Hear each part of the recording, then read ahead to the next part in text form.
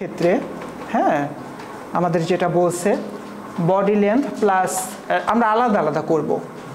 body পার্টসের জন্য আলাদা করব এবং হচ্ছে স্লিভের জন্য আলাদা করব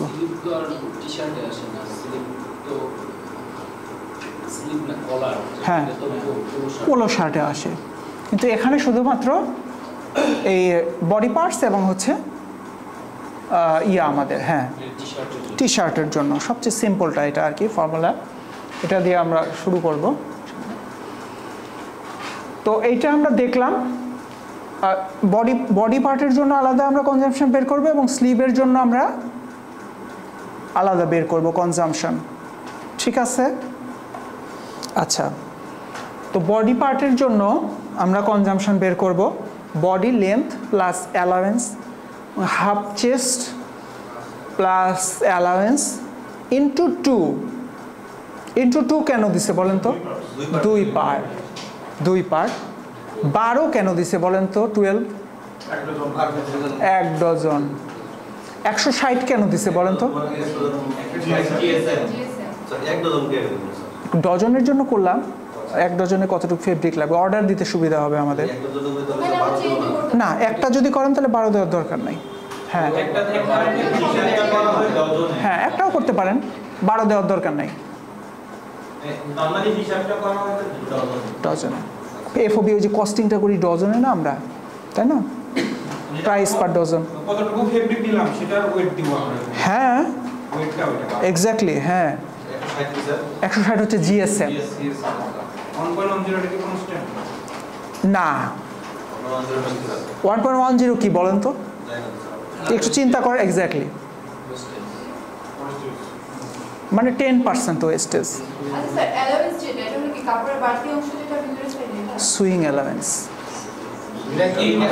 এটাও তো ওয়েস্টেজ হিসেবে না সুইং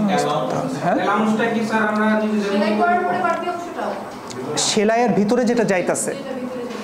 সেলাইয়ের ভিতরে যেটা যাচ্ছে ওয়েস্টেজ কি আপনি 10% চিজ থাকে নাকি না না অবশ্যই এটা ভেরিয়েবল হ্যাঁ হ্যাঁ এইখানেই তো আপনার দক্ষতা ঠিক আছে না স্যার অ্যালাউন্সও কি ওটা দেওয়া থাকবে নাকি আমাদের অ্যালাউন্স দেওয়া থাকবে আপনি কোথায় পাবেন এইটা না হইলে আপনি তো আর সুইং করেন না না বায়ার কি অ্যালাউন্স দেয় বাইরেও দিবে না এটা গার্মেন্টস থেকে দিবে হ্যাঁ 10% কারো তো হ্যাঁ 10% যে ওয়েস্টেজটা কারো অনেক ওয়েস্টেজ হয় না এখানে আপনার মনে করেন স্প্রেডিং থেকে শুরু করে কাটিং থেকে শুরু করে সুইং থেকে শুরু করে ফিনিশিং থেকে শুরু করে যত ওয়েস্টেজ হচ্ছে এখানে 1.10 আসছে আর কারো তো ধরে আসছে 1.10 আরে 1.10 মানে হচ্ছে 110/100 10% মানে প্লাস 10% আর কি একই কথা আর কি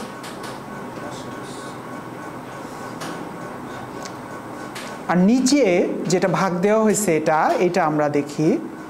নিচে ভাগ দেওয়া হয়েছে 100 100 1000 হ্যাঁ 100টা কেন মানে এটা আমরা জিএসএম এর সাথে রিলেট করতে হবে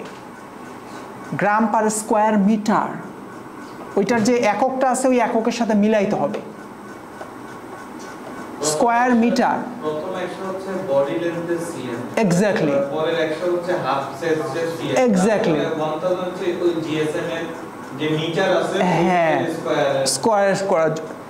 1000 100 সেন্টিমিটার ইনটু 1 মিটার ওইটাকে কনভার্ট করার জন্য আর ওখানে বডি লেন্থ আমাদের যেটা দেওয়া থাকবে আমরা ওটাই বসাবো হ্যাঁ সেম দাও সবই তো দেওয়া হ্যাঁ